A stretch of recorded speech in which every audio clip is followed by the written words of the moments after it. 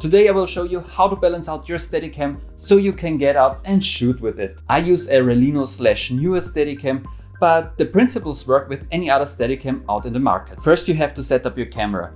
If you have a zoom lens that extends, be sure you set it to the focal length you want to shoot with. Remove the lens cap and be sure that you already put your SD card in. Otherwise, if you do this afterwards, your balance might be off. The next part is the Steadicam itself. Make sure that the weights are in the direction your camera is looking to. Then we put the camera onto the Steadicam.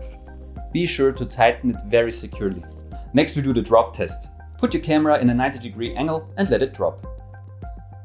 It should take the setup 2 seconds to reach this point to this point. If the drop is faster, that means that the bottom of the Steadicam is too heavy. Either remove weights or shorten the length of the middle section. If the drop test takes longer than 2 seconds, that means that the camera is too heavy. In this case, just either extend the middle section to increase the weight distribution or add weights to the bottom of the Steadicam. Now the drop test is complete. Next we have to balance out the camera.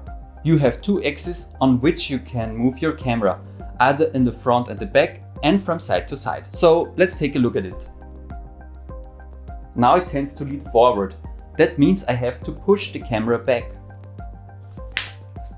You might have to do very small increments and you need to have a steady hand while doing this. It still leans forward. This axis is done. Now let's take a look at the other axis. It's leaning a bit to this side, which means I have to distribute the weight on the other side. Now the Steadicam is readily balanced out. You can test your balance quality by moving it quickly from side to side and to the front and back. If the camera leans in any direction, you might have to adjust a little bit, but for the most part this seems to be perfectly balanced. And that's it, your Steadicam is now balanced out and ready to shoot with. Be sure to check out my video on how to use the Steadicam in the field to get the perfect shots for your project. I hope this video was useful to you.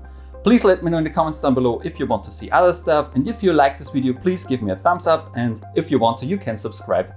I hope you have a nice day and create something extraordinary.